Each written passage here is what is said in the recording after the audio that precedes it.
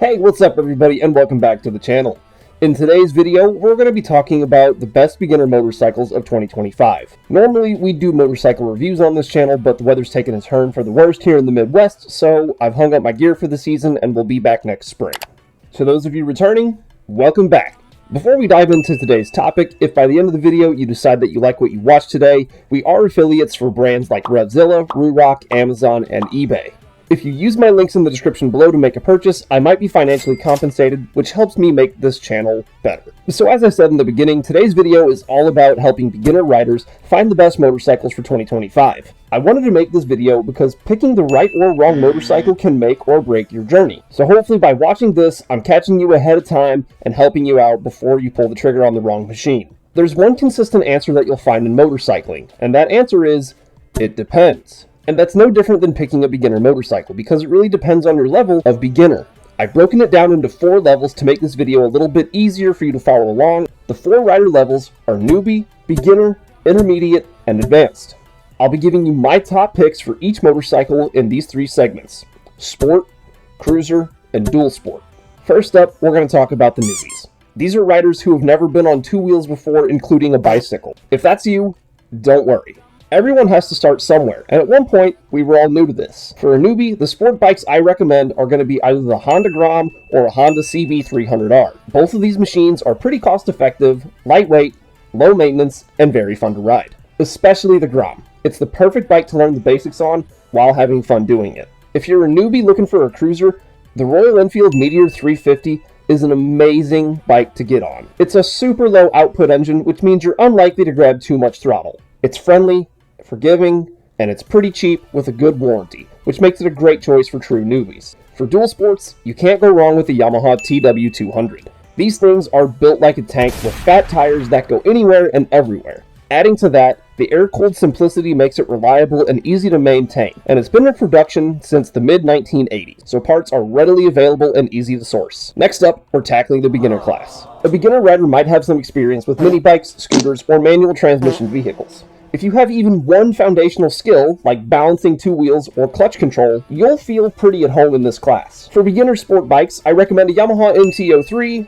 R3, or a Kawasaki Z500 or Ninja 500. These naked and fully fared motorcycles from each manufacturer are both lightweight and very nimble, and these bikes help you develop your skills with manageable power that can often be found secondhand for under $5,000. I want to give an honorable mention to the CF Moto 450 SS and 450 NK. They're in the same class, making similar power with some really nice features. And the only reason it didn't receive a nomination for this class overall is because for new riders, it can be tough to source parts for the CF Moto brand since they are still relatively new. For a cruiser, I nominate the Rebel 300. This uses the same motor as the CB and CBR 300R. It's sleek, reliable, and perfect for urban cruising. Its low seat height and fair handling make it a standout choice. For beginner dual sport riders, the Kawasaki KLX 230 is a no-brainer. With decent suspension travel and big wheels and tires, the seat height can be a little bit taller, but lucky for you, Kawasaki does have a low seat model available. Now we're going to move on to the intermediate class rider.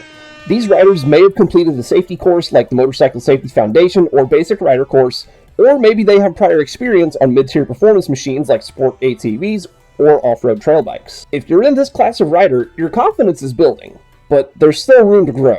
For sport bikes, I'm going to recommend anything in the 500 to 800cc 2-cylinder class of motorcycle. And I don't really have one pick because all of the manufacturers from Japan build a really solid machine in this segment. Whether it be Suzuki, Honda, Yamaha, or Kawasaki, this is the sweet spot that balances tech, power, and versatility. It's perfect for intermediate riders who want more performance but still value precision and control. For the cruiser segment, a Honda Rebel 500 or Kawasaki Eliminator is perfect for an intermediate level rider. Both of these machines offer cruiser comfort and ergonomics paired with sport-derived engines. This means that you still get to have fun while being super comfortable. 2 honorable mentions in this class. One goes to the CF Moto CLC 450. This machine did not receive the nomination for this class because, well, again, these bikes are still relatively new, it's hard to source parts for them, and for a beginner, that might not be the best thing. The other honorable mention in this segment is the Vulcan S650.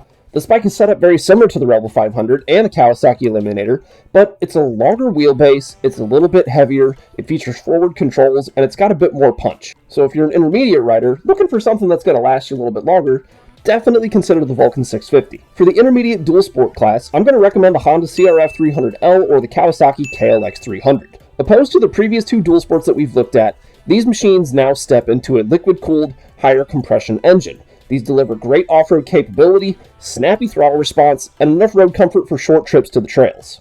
Last up, we're looking at the advanced beginner class. These riders have mastered high-performance machines and know what they're looking for. At this level, it's all about refining your style and exploring your limits. Odds are, you already know what you want here, but I'm going to make some recommendations anyway. For a standard sport bike, any of the Japanese Super Sport 600s are going to be awesome for you. They're just not very comfortable. So for that reason, my honest recommendation is the Yamaha MT-09. Critically acclaimed oftentimes as the go-to middleweight selection for riders who want performance and technology. And this bike is loaded with tech like traction control, wheelie control, slide control, lift control, hell, even cruise control. And it puts all of that control right at your fingertips. So if you're looking for a bike that you can dial down to kind of learn before you unleash all of its potential power, the MT-09 is amazing. An honorable mention has to be the KTM Duke 990. It's a stellar performer with a great tech package just like the MT-09, but KTM's reliability and also their financial decisions lately have been not great. So it's awesome only if you're willing to pay for it though. Moving on to the cruiser segment of the advanced class rider, I really have a soft spot for the Yamaha Bolt 950, and I don't think it gets recognized enough. It's a very Americanized motorcycle that's being shipped in from Japan and really hits the mark on the head for what we Western consumers might be looking for. If you like the looks of the Harley-Davidson 883, but you don't want to pay the price for one of those, I would strongly recommend that you look at the Yamaha Bolt 950. It's a bike with old school vibes, raw torque, and a great exhaust note with the right exhaust system paired to it. For the advanced class dual sport, if you're coming off of high performance off-road dirt bikes, you're going to fall in love with what I'm about to recommend to you. It's the Honda CRF 450 RL. This bike features high-spec off-road components and a racing-inspired frame that make it the ultimate do-it-all machine for advanced dual sport level riders. It can do more than just short stints around town and even backroading. You could take this bike down the highway. Granted, it's not necessarily the most ideal candidate for that, but you're going to have a hard time finding terrain and tasks that the Honda CRF 450 RL cannot conquer.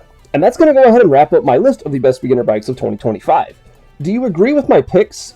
What would you have recommended for each level and segment of rider?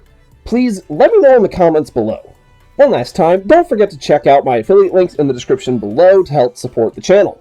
If you enjoyed this video, please consider giving it a thumbs up and hitting that subscribe button down below. It's totally free and it helps me continue making content like this. One more thing before we call it a day and get out of here. As soon as we hit 20,000 subscribers, guys, that's all it's going to take. I will take my helmet off, I will stop talking to you through it, and you'll see my face. That's it. Today's date is December 18th. If I get this video edited and put out before then, everybody have a wonderful holiday season. It's been an awesome year for the channel. I want to thank you guys for all the support and all the love. You've been amazing, and this channel's become more than I ever thought it could be. So thank you from the bottom of my heart. Thank you so much for watching. Have a great week, and ride safe.